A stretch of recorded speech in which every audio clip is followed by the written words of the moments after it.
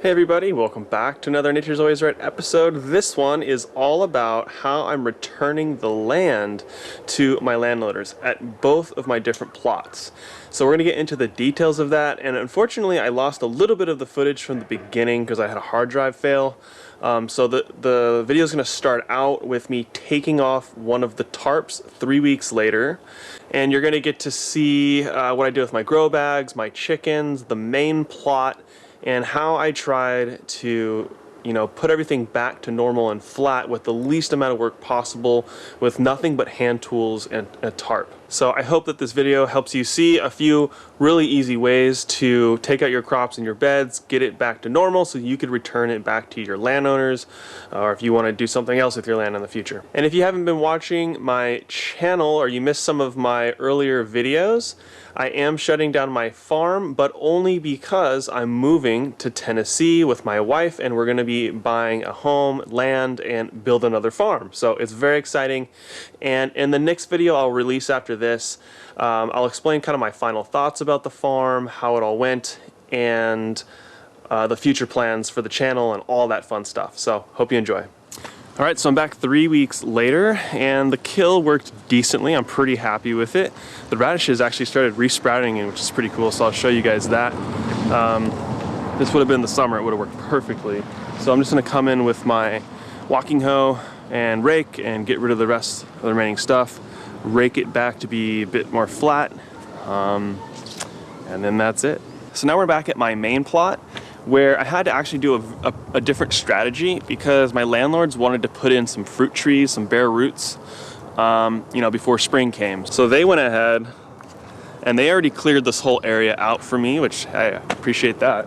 All my tarps are being used, so I can't use a tarp over here now since it's still being used at my other property. So what I'm doing now is I'm just using the Haas Tools walk behind hoe. And you can see the chickens here.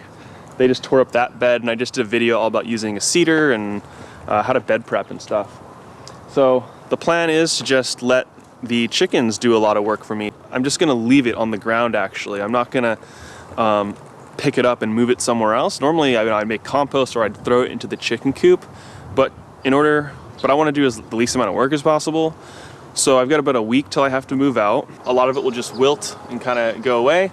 And then in about 6 days, I can just rake this easily and then throw it into the chicken coop. If I move it now, it's gonna be really heavy. There'll be a bunch of soil on it. So this is a way I can save myself a little bit of effort by just leaving it here. Some will be eaten by the soil and will turn back in the nutrients too.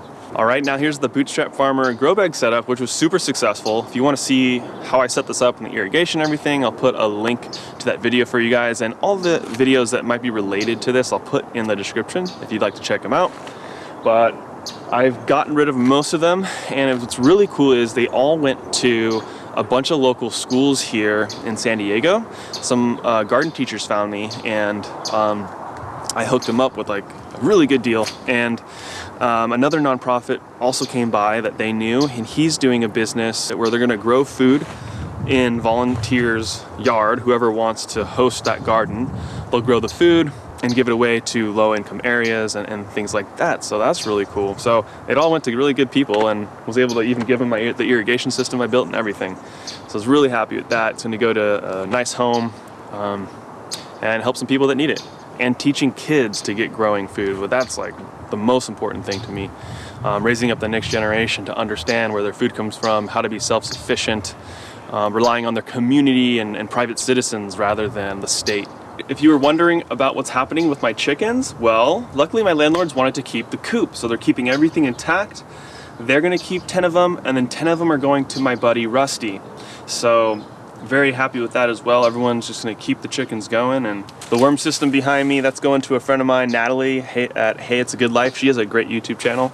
So she's gonna get into some worm farming, so I'm excited for her to do that. So yeah, it's been pretty fun, just have my stuff going to people who are gonna continue to use it and nothing goes to waste. So I'm really enjoying the process, I guess, of decluttering everything. It's a little bit sad leaving, but I knew this going into it, that this was what was going to happen. If I was successful at farming and all of this, I'd be able to eventually In combination with my wife's income, we'd be able to save enough money to go buy a house and land, and that's what we're doing now. All right, so now both properties are completely cleaned. Super happy with the results of both ways I did it with the tarp, and then just using my wheel hoe to cut it, and then letting the chickens and sunlight and air just do the rest of the work. Just had to do a little bit of raking at the end, as you saw, so really I could recommend either way, depending on if you have a tarp or not. So we just finished cleaning up our house, signing off the final paperwork with the landlords, and I'm actually about to leave in another hour or two once I finish a couple more videos, of course. So if you'd like to hear my final thoughts about how this whole farm went the last 3.5 years, all the different techniques and things that I used, my final recommendations for anybody else who wants to get started in a small-scale farm in their backyard, be sure to watch the next video, because that's going to be my goodbye video, where I'll totally break down my final thoughts and all that good stuff. So thank you guys so much for all the support while I've been farming here, and just can't wait to show you guys the next stage, which is going to be amazing. Lots of big things are in store for 2020, and cannot wait to share it all with you soon.